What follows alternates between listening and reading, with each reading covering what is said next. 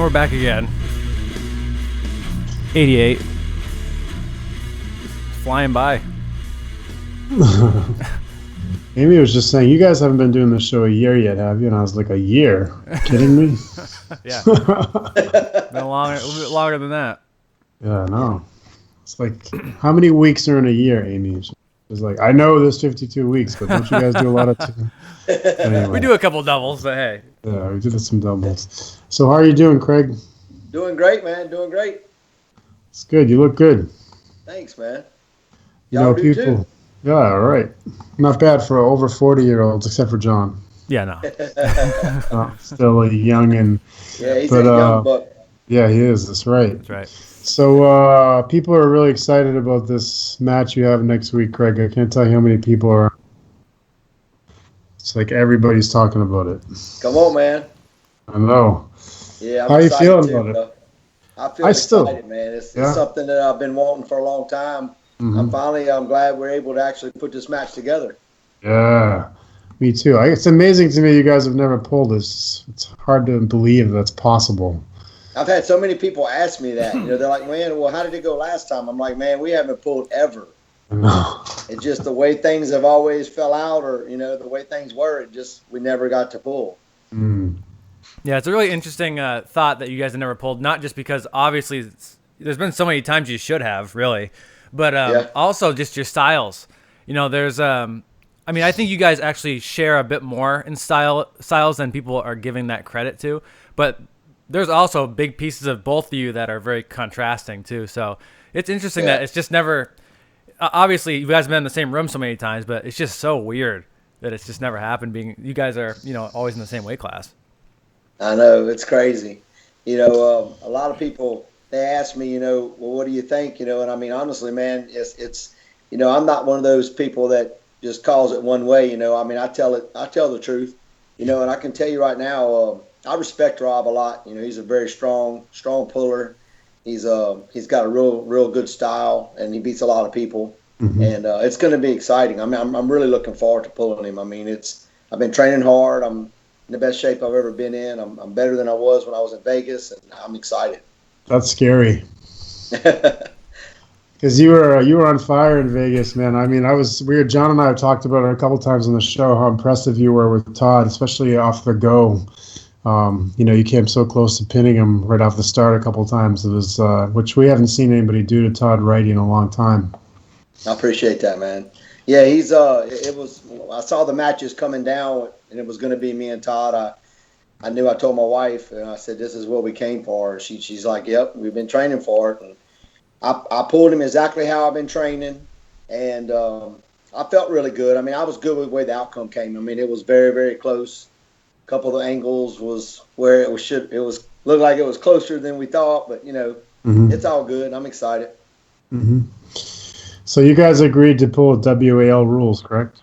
Yeah. Me and Rob talked about it, and I think at first he was kind of skeptical, but the way I felt, after I explained to him, we've been pulling the WAL for the past 4 years, and everybody's, wanting to see what's going to happen. I told him, I said, look, we should have. It would have been maybe us in Vegas pulling each other, so let's just roll with it and let's do WAL. The only thing I'm kind of concerned about, I kind of expressed to you is, it's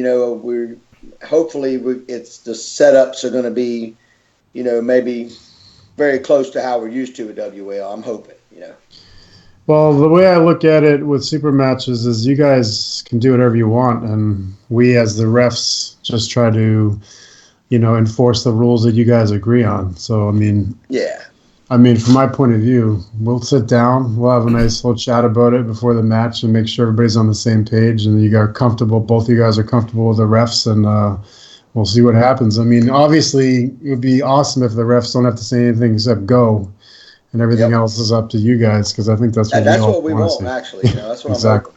I'm hoping. Yeah. We'll do whatever you want, man. I mean, this is one of those matches that everybody just wants to sit back and watch, believe me. It's true. So, So you say training's been going well. I mean, did you have you changed up anything? Or are you basically following your same pattern that you used for WAL the last couple of years? Well, I've changed my whole training up this past year to get ready for Vegas. And my my top and pronation has gotten, since my surgery. I had my whole elbow reconstructed, and actually up until this past year, the reason why I was pulling so many hook matches is because my pronation was really affected. My doctor told me that was going to happen. He said I could very well, lose 90% of my pronation. He said, and I could gain in supination, and so I said, okay, well, he was pretty close to right, so I had to really strengthen certain areas. And this past year, my pronation and top roll and top pressure came back a lot better, and I'm really excited because the training progress has came on and it's working. So I'm really looking forward to pulling with Rob with the big hand and his style, and I think it's going to be very interesting. Yeah, and what's nice about that too, the doctor said you're going to lose so much pronation, but you're going to gain supination. So, we all see it. You train, you're dedicated. You're never, there's no breaks, right? So. Right. What's good is that you've built up something a little bit extra. Now all of a sudden your elbow's healthy, you're getting pronation back, but you have a whole new set of tools. That's exactly right. I tell a lot of my guys that I train with, all the time, they're like, well, man, I want to, I like the top roll, they're telling me. I like the top roll. And then, I'm like, well, let me explain something to you. I've been doing it for 25 years, and I'm going to tell you right now, you better have a backup plan, because you're going to eventually run across somebody. They're going to shut down what you love, Yeah, and there's always somebody that can shut it down, and there's always going to be a time where you just miss the go or something. Yep. Ref says go, and you're like, wait, what? And all of a sudden, yeah, what happened? I'm caught. Yeah, you're in a bad spot. And then also to tell some new guys, we're saying, I really like the top roll. I'm really good in the top roll. Well, imagine if you could hook somebody and then top roll through that. Mm-hmm. As you drag down, all of a sudden you pronate through it, and people go, "What? What do you mean?"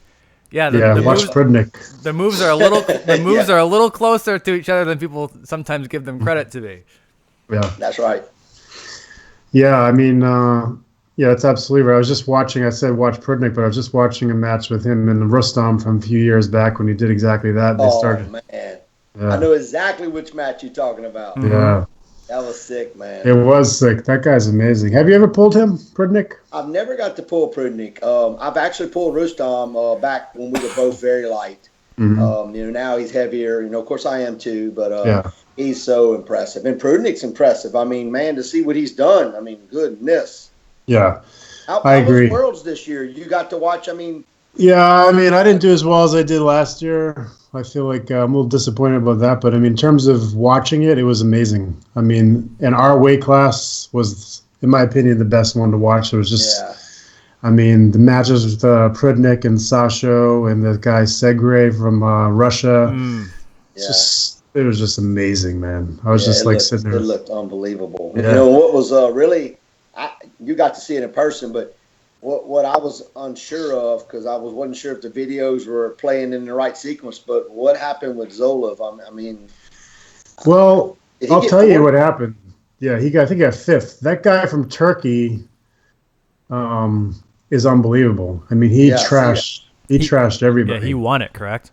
He won it, and he won it easily. And he had won juniors the 2 days before. And he went through everybody in the senior class. Yeah, he's that's just ow. He's under 21. Under 21. Yeah, this guy's amazing. He just he looked off. I would say he was probably injured. He didn't say anything about it, but I think he was injured because some people there's a lot of, obviously, everybody in that class was great, but there are some people that were giving him a hard time they wouldn't have expected to. I saw that. But my assumption is, he's injured. He pulled out of the super match with Rustam. Yeah, I was gonna say that too. Maybe he kind of was like, I'll walk through Worlds, and at least just not injure myself anymore. Went there and went, oh man, it's worse than I thought. Whatever. This is good. Yeah, you never know. It's happened. I think it's happened to pretty much all of us. So where you kind of like, I think I can survive this, and then you go through and you're like, what am I doing here? I shouldn't even be here. Yeah.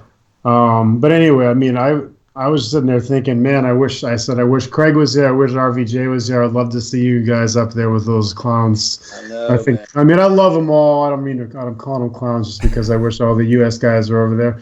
But it's one of those dreams you like to have. But Prudnick, talking about him, he's so amazing to me because his hook is incredible, and he has the standard top roll form, with the long forearms, and he's my height basically. We look similar in terms of body type, But his hook, I mean, he beats all these guys, Sasha and Segre, who both have the gigantic bowling ball bicep, right? Which you kind of associate with hooks in general, and yet his hook beat both of them. So that's just been something I've been, I watch his videos a lot. I'm trying to figure out how he does that and where he's generating the power, but it's just. Well, you look at Prudnick; he's so intelligent. One of the rare newer guys, especially from overseas, that really aims for that ref grip most of the time. Most of his matches go into ref grip because he's not willing to give an inch. His arm is super long. He never really caps. When he dives inside, all you see is him just climbing up inside that hook, and you just don't see that very often anymore. Yep. A lot of these guys just get there and just try to hold on. Maybe some triceps, some side pressure, but he really, really is active in that match. Whether he's going to finish in that hook or he's driving your hand down so he can just roll out. I mean, we've seen him do both. What a lot of people don't, and I know y'all have studied him and you've seen him in person pulling, Joshua. And I'm going to tell you this. I noticed his hook, he doesn't use a lot of like bicep drag. It's more of a down to the pad, tricep, down pressure, Exactly. I was about to ask you. that. That's right. It absorbs the opponent. A lot of people realize that. And I like to pull that way. Actually, I have a style like that too, and it works. I'm telling you, it works. Yeah, if you can get behind there, if you can put a lot of elbow pressure on that position, someone hits sideways into you, it's like you don't have to work. Exactly. You're like truly using your body. I set up right here on this table. I was watching his video, and I was trying to mimic his exact position, and that's what I was about to ask you, Craig, because it feels more like a press than a hook from that position. And when he gets his shoulder as far over as they will let him. He really is behind it like a press, even though it appears to be a hook when you're watching it. Yep. So I think it's extremely clever and unusual position. Plus, as you said, John, it is like a rising hook. He always seems to be going upwards. It's always up. He'll even open his hand when he's repositioning. Yes. You'll see it, Yeah. Yeah. Anyway, I would love to see you against him, too. Maybe next time we'll do that, Yeah. Yeah, awesome. But, it'll be cool. It's hard to know with RVJ. I talk to him probably like once a week, and he's always, it's hard to tell. What's he saying? Well, that's the thing. It's hard to read him because, I'm trying to say, how hard are you training? And he's always like, well, so it's kind of hard to figure out exactly what's going on. I used to train with him relatively frequently, but he moved and my schedule changed. So I haven't actually pulled with him in probably more like a year now. So I have no idea where he's at. And if you noticed, I'm sure you've seen some of it, Craig. A lot of the conversation about this match has been about that exact fact is what Rob are we getting? How trained is he going to be? Right. And what kind of difference is that going to make? And the other thing that a lot of people are saying is what happens if the match stops? A lot of people gave you the advantage off the go and thought you might be able to flash pin right through them, but that if it stops, they would feel like the advantage moves to RVJ. Do you agree with that? Well, I saw a couple people making some comments. One of them was saying, I've seen Craig, when he gets stopped, he's in trouble. I don't think those people really know everything about me. What they don't know is I played it really smart with a lot of the matches with me and Todd because I knew that we were going to have to go into some more matches. Sure. And if that was going to be the ending match, then I wouldn't have done a couple of things I did. I actually, the first match we pulled in the prelims, when I had him all the way to the pad, and then when I was repositioning, and as I got to one position, I just let the match go. Because I knew that I had to pull two more matches after that, and then it was going to be me and him again. So in a super match, a lot of people don't understand is I'm just like when I pulled Kenny Smith, if a setup is a certain way and you get, maybe you like you said, John, you get caught in a position to where you're not comfortable and you could probably pull through it and win it, but might possibly ruin the rest of your matches. Sure. Then sometimes you got to make a decision. Now I train for endurance, and that's what a lot of people don't realize. My training sessions for arm wrestling is 2 hours to 2.5 hours solid. Every week I'm on the table. I pull 2 hours solid on the table with all my arm wrestlers. Mm-hmm. And you can ask any of them. I mean, that's why a lot of them are making comments. They don't realize that my endurance is good, you know. I think so it's hard to say. It's hard to say. I don't think the people really know me that's making that comment, you know. Well, of course. I mean, you know, I think people. I think in the last 5 years or so, there's been a lot more people that they have one thing that they do, and that's not necessarily a bad thing. Like if someone has one great move and it works, then so be it. But you know, one thing that I don't think you've gotten enough credit for, and it kind of goes along with this, is, you know, the whole talk of, well, if it goes inside, you know, if Robbie can contain that top roll, you know, it's probably going to be a bad day for Craig. I'm not sure if anybody's ever seen you pull on a hook, but that doesn't look too bad either. You know, I mean, it's not like you're afraid to go inside. So, you know, a few people are commenting on that right now as they're watching that, you know, they have a lot of respect for your hook. Yeah. So, I mean, does it mean that Robbie has a better chance if it goes there? Sure. But it doesn't mean that it's over. You know, that's the beauty of this whole thing. Like, you guys are two very high level arm wrestlers. It can go anywhere and everybody's in trouble. That's what's great about it. You're right. Yeah. Absolutely right. Yeah, well, you're getting some love on here right now. Joel Hudick just says he thinks you're going to cut him in half. So, thanks, Joel. Well, yeah. So, Joel has pulled both of us. So, right. That's a good point. It's a legitimate point. It's a legitimate point. Yep.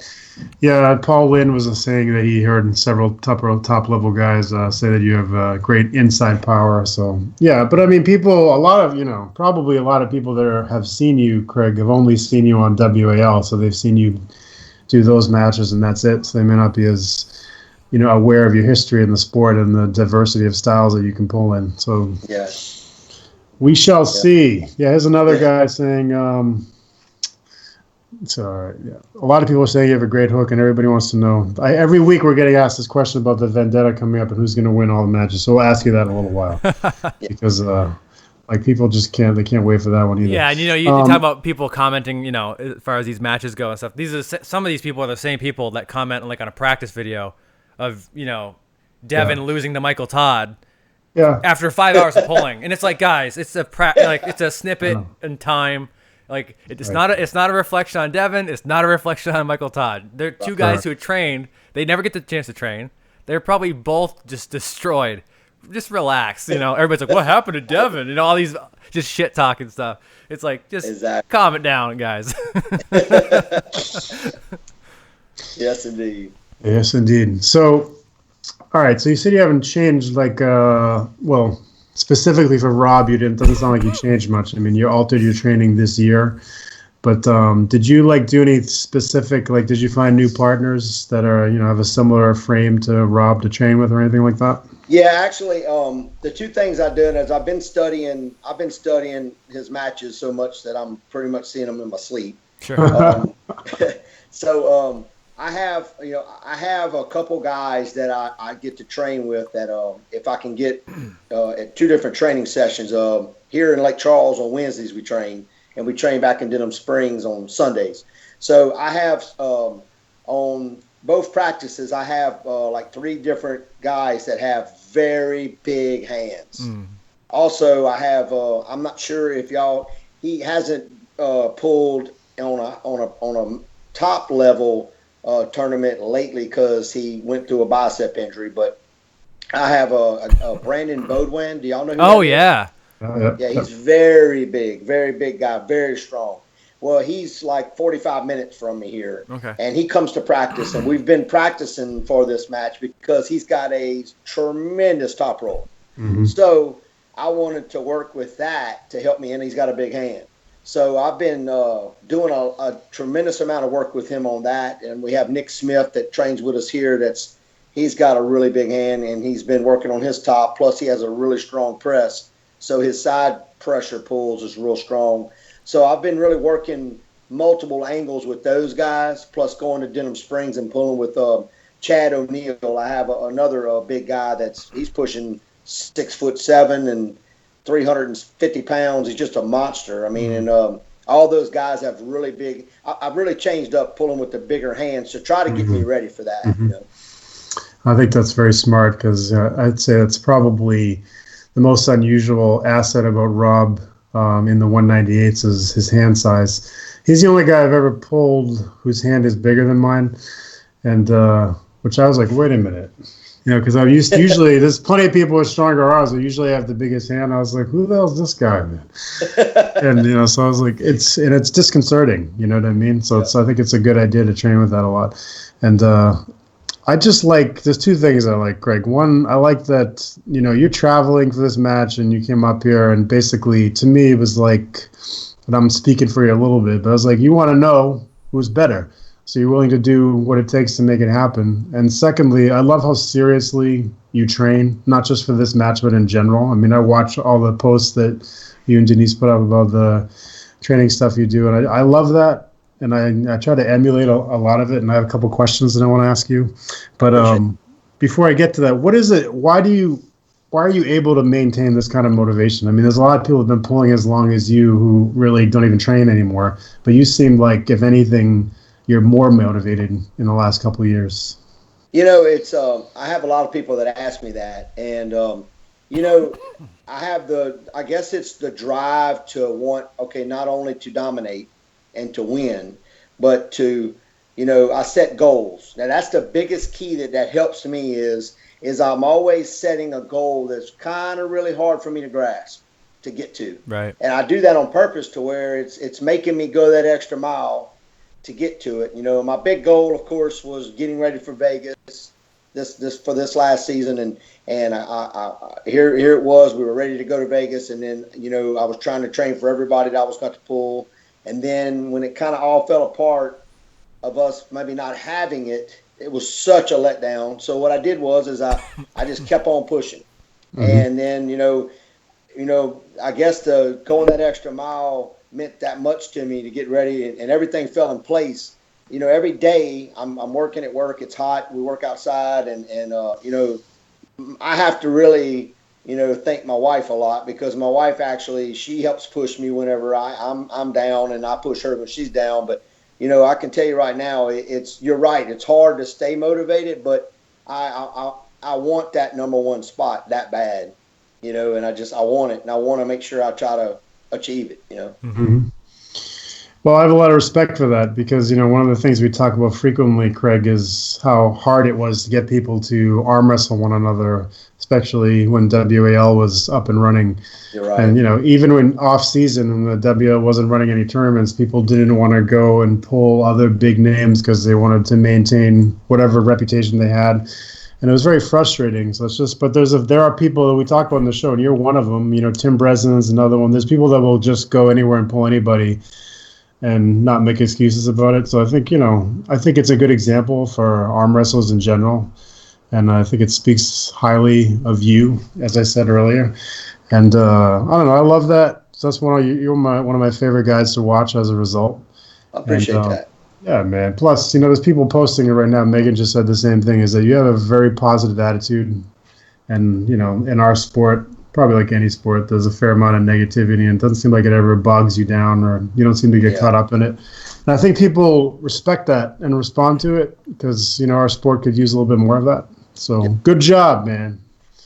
Thank you, man. Yeah. So let me ask you this about those, like the preacher curls you do with those massive weights, like the 140, 150s. Yeah. What is That's a good question, because Rob has some different thoughts on that from what I'm hearing. Oh, really? Yeah. I'm curious about why you do them, and what you think. Like, what is it that you think that you feel you're getting out of them? I'm glad you asked that, because this is what I've really noticed that makes a difference from grabbing a 50 to a 70-pound dumbbell, and then grabbing a 120 to 150-pound dumbbell. Mm-hmm. I put a fat grip on it, but the difference is the pressure that it puts on your hand, and the down pressure and pulling away from your bicep for you to hold it. That is what makes me allow myself to actually help control my opponent. You're going to be a little bit into the uncomfort zone. Sure. That's what you want. Mm-hmm. Because a lot of people, whenever they're doing hammer curls or curls, they're up there working in their comfort zone, and then they open it up, and then they curl it back, and they're in their comfort zone. But when you grab that, if anybody ever goes and usually has somebody hand them one, or if you grab a 150-pound dumbbell, it's that down pressure and the pressure it puts in your hand. It feels like it's going to collapse you. You know, and a lot of people are like, holy smoke. I mean, it's a serious pressure puts on you. And what I find it helps me is that once you get over that, it just makes you to where you're set up and my actual like pressure this way has gotten so strong and it's due to that, you know. I love it, man. Yeah, you know, it's interesting that you say their comfort zone, right? Because, you know, one thing that gets talked about a lot and I get asked all the time is like, what should I do if X, Y, and Z happens on the table, right? We all get it, right? And it's like, the first answer is like, there's no like right or wrong answers for most of this stuff. You know, it's like, depends on what style you have and all that kind of stuff. But really, the real answer is that if you have a worthy opponent on the other side of that table, nothing's going to go perfect. Exactly. It's just the way it is, right? It's just you're gonna get opened up a little bit. Your hands you're not gonna get like that perfect everything because that guy is worthy to be there. He's supposed to be there with you. So it's interesting when you see. I feel that pressure. It starts to open you up, and you get a little bit comfortable with that. Well, that's arm wrestling, you know. Because what happens when you grab a hold of somebody really strong? You go, oh God, this guy's strong. Exactly. Sometimes all it takes is just the balls to stay in there. And then all of a sudden there's an opening and you go, oh, I can attack now. And then you win, you know? So that's exactly right. If that dumbbell is, you know, in my opinion, if it's building your mental strength to stay in that position, hold that pressure off, even if it's for 5 seconds, that mental strength. I don't care if it's even building your physical strength. You do enough around that. Because I don't care. If there's a super strong guy across from me, he doesn't think he can beat me, he's not going to beat me. But he's not as strong as a 150-pound dumbbell either. Well, the thing is, like, that guy can be a beast. The dumbbell's always going to be better. Yeah, but he won't be as good as a dumbbell. Right, but that's my point. I love that. Yeah, because the dumbbell's not going to think; it's just going to go straight down, right? Exactly. But if that dude doesn't think he can beat me, he's going to lose. That's just the way it is. So if you can get up there with all that pressure and go, yeah, I felt this before, whatever, I'm still going to be there. You know, that's right. It's a pretty damn good chance you're going to win. Yeah. That's exactly right. Love that. I just love the whole thing. Yeah, I've been doing some really heavy preacher curls too, but I've been doing mostly two-handed ones. But every time I watch a video, I'm like, man, that just looks good. I don't even know if I can get that much weight on a dumbbell around here. I'm gonna try it though. Yeah. Because I like the concept of what you're saying, and I also feel like, you know, at the very least you're getting a really awesome static hold there. And there's a few people online saying that they really like it. Paul Lynn says he does it too. He's a beast, man. Paul Lynn's a beast. Yeah, I think everybody's going to know Paul's name. Yeah. Paul just beat Mike Holm with lefty. I'm going to toot his horn a little bit over there. And Paul's walking around at like 200. Awesome. Yeah, man. This the last thing we need is more beasts in the 198 class, Paul. I think you should stick to 220s. I'll stick down here to the 65s, guys. But there's a couple people asking if you're going to pull in the tournament afterwards. My plans are now, if things go really bad for me and Rob both in the super matches, every time I've ever pulled a super match, I've always pulled the tournament. Yeah. So my plans are to do it, you know, unless something goes really wrong for both of us, and, you know, hopefully no injuries. I'm praying for that, you know. Yes. So I plan on it. Mm-hmm. Yeah. I made Philippe happy because he can't wait to pull you. I don't know if you know Philippe, but he's a pretty good guy. Yeah, I know it. Yeah. He likes to pull. He always wants to pull everybody. That was a kid. I was trying to get him a super match for 6 months. Nobody would. I remember that. That. Nobody wanted it. That's crazy. That is crazy. I mean, he's a beast now. Yeah. He's a beast. Yeah, he is. Sure. Yeah. So Seth Barnett said he wants to pull you lefty. Do you ever pull left at all, Craig? You know what's crazy? I'm glad you asked that. I'm struggling with this really bad because my left actually was better than my right. Mm-hmm. A lot of people don't realize that. I've taken silver in Worlds multiple times left-handed. I have a shoulder injury that I have been dealing with. And, John, you know about what it's like with this. I do. We talked about it at Triple A's. Exactly. And, you know, it's you know, what's crazy is, y'all, I can work out and do anything, and it doesn't bother me. Yeah. If I get on an arm wrestling table, feels like it's going to rip clean out of socket.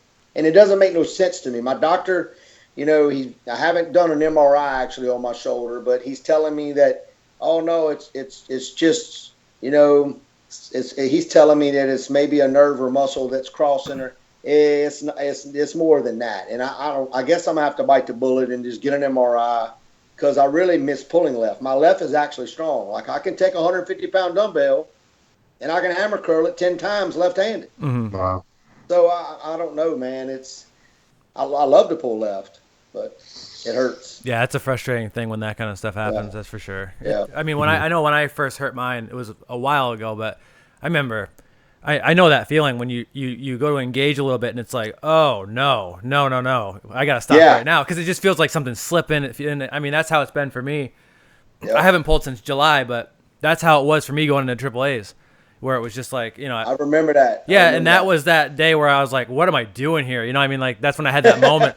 But, yeah, I mean, when I first injured mine, it took a year before I could just, like, not touch here and I didn't have pain in my shoulder, you know, and so, yeah, definitely. I mean, we talked about it. I think it sounds like the labrum to me, but that's just because that's what I have.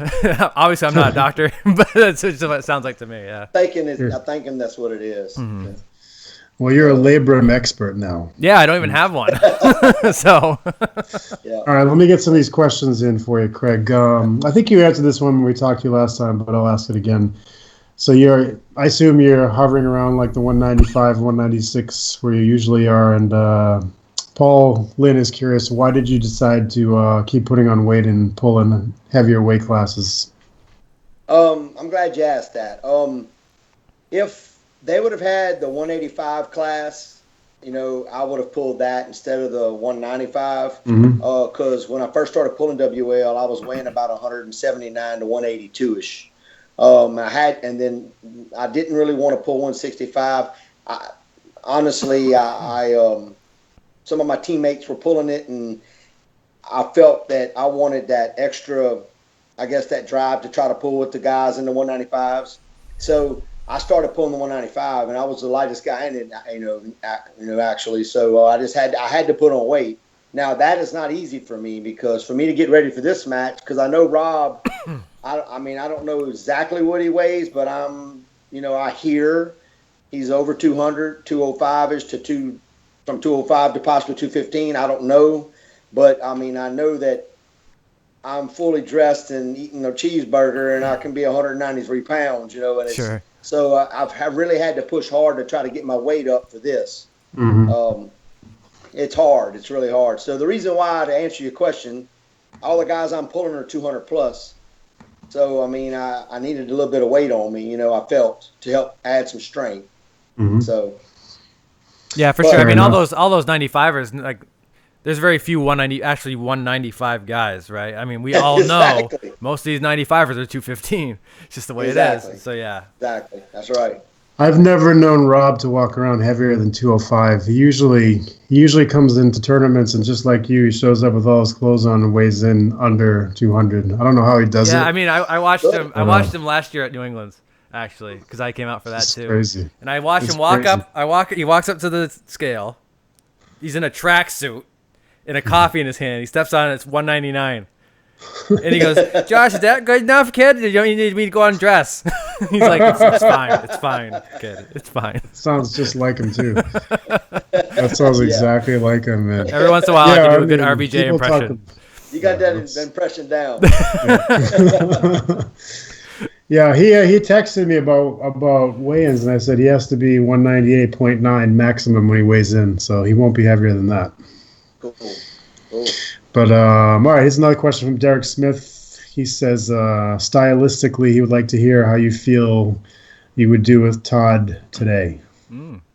Actually, I would love to pull Todd again. I know I'm more prepared now than I was in Vegas, and actually I felt really good pulling in Vegas. Todd's extremely strong. I still think, you know, Todd's the best in the world. You know, it's I think I could fare well. I honestly think I would do better than I did in Vegas. I think I'm good enough and strong enough to beat him. You know, it is a lot to do with if he gets turned inside and, you know, if you can contain him from doing that, you know, because if he gets inside, I mean, we all know, I mean, he's a major handful for anybody, even heavyweights, you know. Yeah. So yeah, and I mean his sticky spots in really bad positions.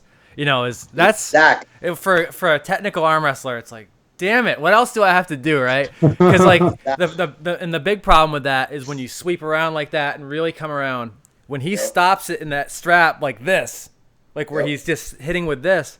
Sometimes, and we talked about this with Bob Brown, where the right move, it's so intimidating. But the right move is to kind of stand up a little bit, wrist curl, and then jam side. Get that shoulder engaged, because when you're off it like that, you're just kind of dragging into nowhere. And but man, to try to stay tight and stand up, it's like, you know, you feel like you're just going to get smashed as soon as you do it. And see, you're right.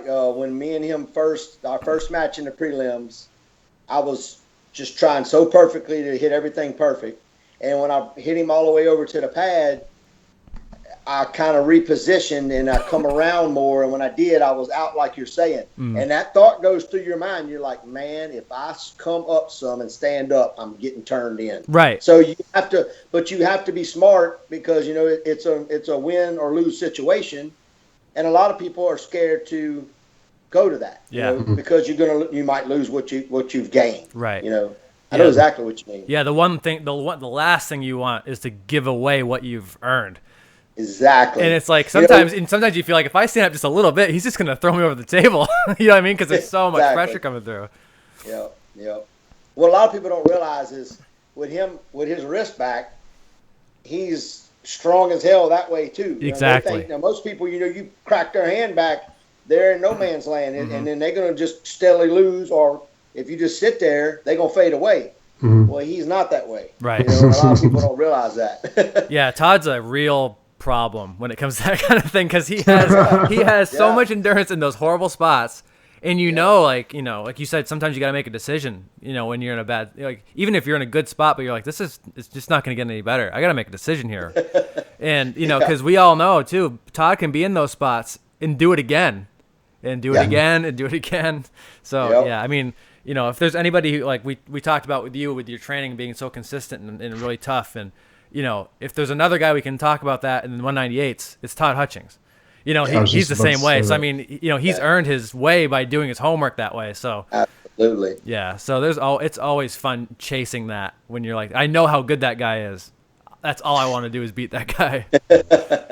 When you think about people that are always training, I mean, you have like Michael, Todd, Craig, Todd Zilla. Those are the three names that come to mind, because you guys are always training. It seems like you're always ready to go. Yeah. We have the Jerry Caderet Michael Gould match. How do you think that's going to go? Ooh, man. I think truthfully, if Jerry Caderet comes with everything, I think it could be bad for Mike Gould, because his inside press is so strong with that tricep. He's hard to catch that. If you don't catch him right and get him outside of that, it's over with. So honestly, if Jerry's been training hard and comes in like he should, I think it could possibly go to Jerry. I really do. Yeah, I mean, Mike's strong. Don't get me wrong, Mike. Yeah. I'm not taking nothing from Mike Gould at all. Because it's all going to be dependent on what position Jerry gets to. Yeah. Yeah, and I agree. I love Mike, and he is strong. But Jerry, I mean, listen, there's a whole lot of people that Jerry will give everything to. We all know that. And I will say, like, because I think everybody's kind of going with Jerry on this one. I mean, he's the heavy favorite at least. But I will say, like, me and Josh have talked about this, because I was kind of helping him, or not helping him, but I suggested a couple people to set up with Mike, and he said, I want Jerry. So that's some balls to really say, like, I know I'm going to be the underdog. I don't care. I want to pull Jerry Caderet. So a lot of credit to Mike Gould. That's awesome. Definitely. Yeah, I agree. And that's a completely true story. I was like, oh, this guy. He's like, no, I want to pull Jerry. And I was like, oh, you got to love it, man. Yeah, you have to respect that. You do. That's right. So, I mean, Jerry he called me twice from his training sessions with questions about the tournament over the last month. So he's definitely been training the last month. I don't know about before that. Yeah. A lot of people do that, though. A lot of people train the month of coming to it, just bust their butt for it, and there's a lot of them that do well that way. Yeah. Yeah, you know, Yeah, it's, I mean, when we were talking about, you know, being consistent and all that kind of stuff, the one thing I would never want, and this is why I've always been as consistent as I could be, and since, you know, barring my injury, is that if somebody called me on 4 days notice for a really good opportunity, I want to be able to show up. Absolutely. You know what I'm saying? That's like, 'cause, why you train consistently. yeah. So it's like, you know, I'll like, give me 4 days, I will be there, no problem. You know what I mean? Like, that's because I mean, you never know. Like, this sport is so volatile. You know what I mean? Sometimes there's one league, sometimes there's four. Like right now is an interesting time. There's all these leagues, all these options that I kind of get to sit back and watch and let everybody else kind of sort it out. But if somebody calls you and says, "Hey, I got this thing going on, so and so backed out. We need somebody. Will you come?" I want to be able to say yes if it's going to be cool. And if I'm not trained, then I can say yes, but I might really disappoint the guy who called me. You know what I mean? Exactly. So, or in the back of your mind, you're like, man, I don't think I'm ready. Why did I take it? You know? oh yeah. I mean, I get my confidence from training. I mean, I get my confidence from understanding the game, but I mean, let's be honest. I get my confidence from being able to. I've done this a million times this week, let alone my career. So That's right. right. Yep. So do you think that doing the multiple days a week training on the table is something that's vital to your training? Like, is that something that you feel like? I think it is. I think it is. Now, my workout routine, I think, is more important than killing so many matches on the table every week. Like, I mean, I've learned that because, I mean, I'm going to tell you what I'm a true believer in, and this is where the sport has come from to now, is used to you arm wrestle and you didn't have to lift and train with lots of weights. Sure. I feel that nowadays with the type of styles and pullers nowadays and what the Europeans are bringing, honestly, I think that if you're not training with weights, you're going to fall behind. I agree. You know, and honestly, I'm not talking about bodybuilding or having to pump out, 450-pound bench press. I'm talking about arm wrestling, weight training. Right, strength program, right. Right, that's right. Dedicated to what we're doing. Yeah, I agree. I think one thing I do think that kind of dictated where the arm wrestling world kind of went for a little while was the John Brzenk method. Where John just went every interview, he's like, yeah, I just arm wrestle once a week and I just like lift kind of light for 3 days. And we're on, oh shit, we can all do that and get that strong? So people did that for a long time, but like the Europeans are like, no, no, we're just going to do what we want to do. That ain't happening. Right. And all of a sudden people go, wait, I can train twice a week on the table and lift weights. And I'm not like this quote unquote overtrained that everybody talks about. Like, people talk about overtraining like they're just going to keel over and die if they like train a little bit too much. It's like, no, man, push yourself. And before you know it, in 6 months, you can do that stuff in your sleep, That's So right. I agree. Being able to train on the table, obviously, it's very, very important. But putting those weights in there, that's really what's going to give you that little turbo, right?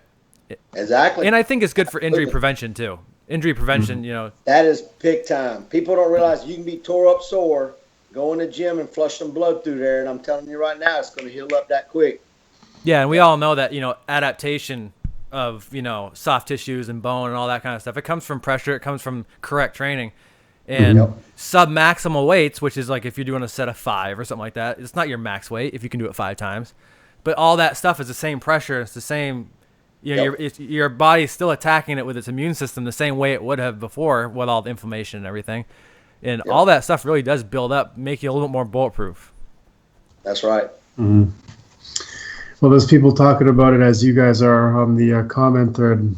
Overtraining is a myth, that kind of thing. And I feel like I don't think overtraining is a myth, but I do think that you can train every day and not get injured. I think as Bob Brown was on last week saying, it's not like you go onto the table every day and do an insane practice like most of us do once a week, but you go down there, you do light stuff, you do focus on angles, you do low pressure, low intensity, that kind of stuff you can do every single day. Yeah, and I think overtraining, of course it's real, but I just think that very, very, very few people ever even come close to doing it. I mean, I think you can train multiple times a day as long as you have the right recovery stuff. That's right. Calories, rest, all that kind of stuff. Like, what's the one thing you'd change if you were a professional arm wrestler? All you did was arm wrestle. You did that for a living. The number one thing I would change is I'd sleep more. Absolutely. That's one of the things that I don't get enough of. Me too. Right. Because if you want to train the right way, if you want to train the way you have to train to be competitive at that level and work a job, something's got to give. It's going to be my sleep. And it's sleep. That's right. Mm-hmm. That's right. Derek Smith just wrote that there's no such thing as overtraining, just undereating. Well, that's the other part of it. That's the other part of it. That's true. Yep. All right, so here's one of our standard questions from Brian. How much time do you plan on taking off before the event? That's a good question. I've tried multiple ways just to see what was my best outcome. What I've found works real good for me is I leading up to a match, a super match or a tournament, what I normally do is I'll train heavy 3 weeks before, like I rotate all the way up to heavy 2 weeks straight, and then light, then rotate to medium, then back to heavy. But when it gets up to 3 weeks before the contest, I rotate from heavy, and then I go light the second week. And then what I do is I stop, like I'm training this week, and then what I'm going to do is come Friday, I'm going to go light, high reps, and Saturday I'm going to go, a little lighter than normal, and then I'm just going to run the high reps to flush blood through, and then I'm not doing nothing until I get on the table with Rob. And that works well for me. I like that. I mean, I feel the same way, and I also feel like as we age, rest becomes more and more important. And we talked about that last week too, that Bob brought in a pretty cool way of determining how much rest you should take. He said, if you can, if you're doing your heavy lifts and you can PR slightly every week, even if you're adding just a pound on, that means that you are getting stronger every week. And if you take a week off, then that's probably enough. He said if you have to wait 2 weeks to PR, then that means you probably need 2 weeks of rest and so on. I liked that approach. It seemed to make sense with me. Yep, that's true. Yeah, that's and and really what you're talking about, Craig, is peaking, right? You're peaking. You want that's right. You've done all this work, and then you want to, tailor it off, but keep moving, basically, right? Exactly. And that's really, because I think people kind of miss the boat on what peaking really means. So we're all training. We're all, everybody's working. You feel strong all the time, but you're not 100% all the time because you're too beat up to be.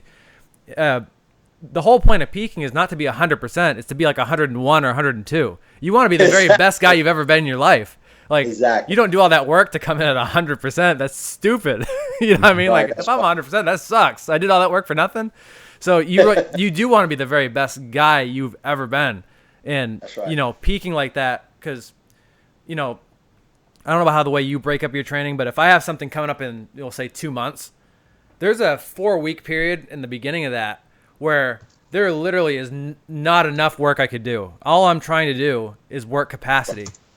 Exactly. You know what I mean? I'm just trying to fill up the sink and just drain it as fast as I can, basically. So, and then the other weeks after that are specifically tailored toward what you're critiquing, what you want to specialize. Right, just output, just strictly output, and then you peak, and then you allegedly, supposedly should be, according to all theories and everything, the very best guy you've ever been, and like really just conditioned, like a well-trained athlete. That's right. Jerry Cataret's watching. He's like, he's glad to hear that you're pulling the tournament. He's planning on pulling the tournament too. So, awesome. Yeah, I don't think he's going to make 198. So. Probably not. Glad. Sorry, let's get into some of this vendetta stuff. So the match I like talking about the most is Rustam and Todd. So we talked about this a little bit last week, but I'm curious to hear what your thoughts are on how that one's going to go. I think that if it goes inside, that it's gonna. If Rustam, don't get me wrong. Look, Rustam is dangerous in the hook. We all know that. I think that side pressure and hook wise, I think Todd still has a bit of an edge. I feel. That's just my opinion. Mm-hmm. Now, I'm not saying that Rustam cannot pull and tie him up in the hook. For sure. We know that. But I just think that if Todd can get to his spot where he needs to inside before Rustam can maybe drag him out of that, I think that it's going to be rough. It's going to be rough. Now, if Rustam can come and get him outside of his pressure and get his hand opened up, it might go. I think that it could possibly go to Rustam. But my opinion is I think that it's going to wind up going inside. Honestly, I just think it is. Mm-hmm. You know, so I think truthfully, my opinion is I think Todd's going to win. I really do. I don't think it's going to be no easy task. Oh no, I think it's going to be awesome. Yeah, I think it's going to be really fun to watch, and I really. You know, even if, you know, there's people giving the edge to Rustam, and I don't necessarily disagree. I think Rustam has a great arm. He's super explosive, and he has a really good hand. I think nobody talks about how good his hand is, but his hand is unbelievably good. Oh, yeah. Very good. But the one thing I don't know about with Rustam that I do know with Todd is, can you do it 6 times in a row? Right, That's exactly. what I was about to say. Endurance. Honestly, I like if you think, you know, Josh, you were talking about him and Prudnick pulling. Mm-hmm. If you remember that match, they went for the distance and they got blowed up. Mm-hmm. So what you know, I'm not saying that. Look, every one of us have done that. You know, we've gotten into a locked up match and we got blowed up. But what I'm telling you, I just that's going to be what's going to happen is if you can go to the distance. You know, because it's going to wind up getting locked up and they're going to see what's going to happen. You know, right? I think at some point it's going to stop in the middle. And someone's going to have to find out who really wants to win. Yeah, that's true. That's true. I can't wait for that one. Which match are you looking forward to most? Well, that match right there was the one I was, you know, naturally, you know, I'm interested. I'm interested in seeing Dave Chafee, his match. Mm-hmm. I think everybody's going to see a strong Dave Chafee. You know, I think that Dave was. He was having some struggles this year in Vegas because he just, to me, he wasn't the Dave Chafee I know. That's the best, you know, that he can be. Yeah. I think that this is going to be extremely strong Dave Chafee. I think that, you know, it's going to be very interesting. I think also everybody sees the post and the pictures of Trubin. Oh, for sure. Trubin looks massive. I can't even say it enough. Stupid massive. Big. Stupid big. So I, you know, I think that Trubin is going to be a different Trubin. Everybody knows that. So yeah, the pictures of Trubin, he looks so bloated. It just seems to me that he's going to gas out almost immediately. That could be very well, and I agree with you. That's not the big gains that I would want to have, you know, because that could very well happen. And you're right. You're right. Yeah. I agree with you about Chafee. I feel like, you know, Chafee is a very he's a humble guy. He never complains about injuries, so you never really know what version of him is. And when you see him at WL, so that's how you can find out. Like when he pulled Pushkar at A1 a couple of years back, it was obvious he was injured. He never said, he never, you know, made any excuses, but you could tell. And so I agree with you. I think it's going to be a stronger version of Chafee, and he is just so powerful. Even though I think Trubin's technique is probably more diverse, I feel pretty confident that Chafee is going to win. Yeah, my opinion, if Dave can keep his hand, that's it. That's it. Exactly. I really think if it goes ready to go and it goes here, I think that's all he needs. I mean, I don't think his arm has ever been in question with anybody. It's just can he keep his hand? Yeah, if he keeps that hand, good luck getting through Dave Chafee. That's right. Now I'm going to tell you on Pushkar now. Pushkar and Mike. I'm going to tell you right now. We know Mike's, you know, strong, and he just come off a win in WL. And I love Mike. He's like my brother. I'm going to tell you right now. I think Pushkar is coming with a vengeance. I think he wants this bad.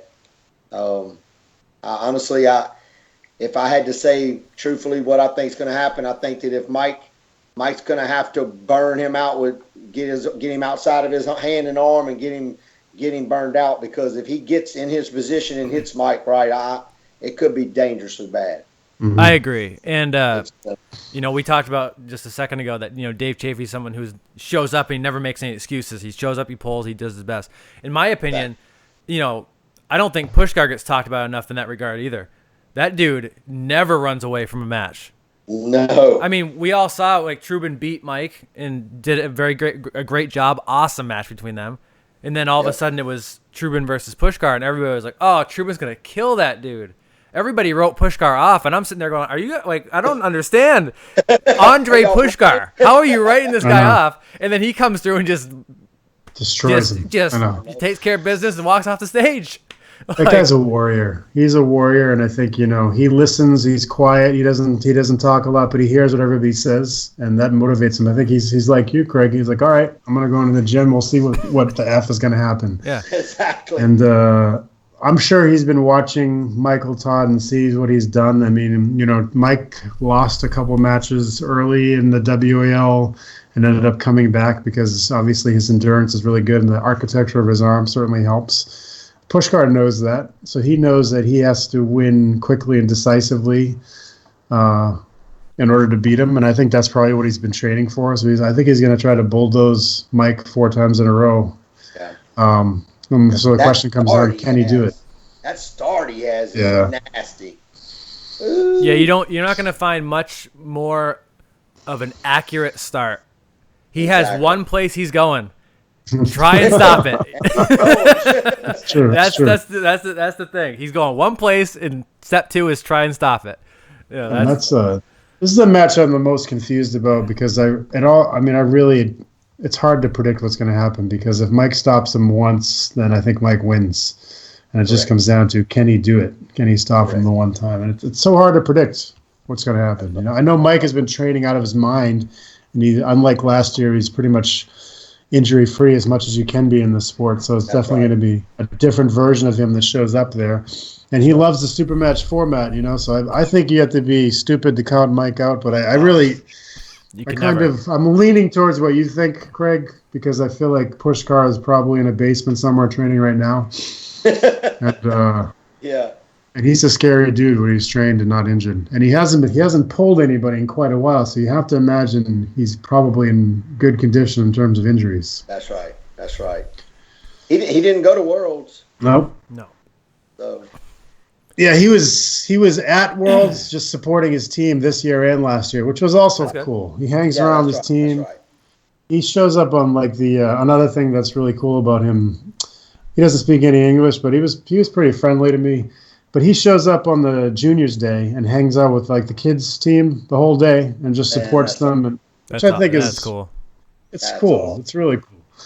Yeah. And he's like a superstar, and obviously arm wrestling is much bigger in the Ukraine than it is in North America. So he's like he's kind of a celebrity there, and everybody clusters around him. But I just like that he shows up and supports the kids. Definitely. Yeah. All right. Let's see. What other questions are people asking? Then some people are asking the same questions we already asked. You guys had to watch the show to get that stuff. They're asking about your shirt, John. Everybody's very confused by your tie-dye shirt. It's really nice, guys. I mean, it's a little loud, but it's cool, man. Yeah, I love it. It's fine. How's Denise feeling about the match and travel and all that kind of stuff? She's first she was skeptical of us going there. She just wants everything to be fair. Mm-hmm. Absolutely, all of us do. Yeah.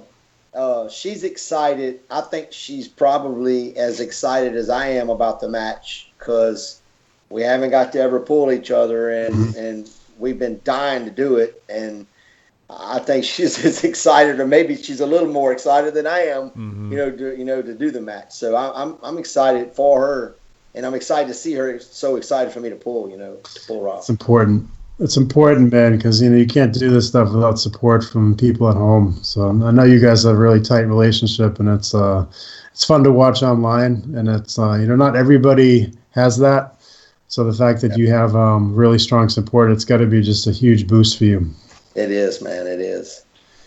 Yeah, and I mean, there's a few spouses that some of them pull, some of them don't pull, but it's just fun. Like WAL actually was really illustrated that well because we all got to watch what people were doing in the background.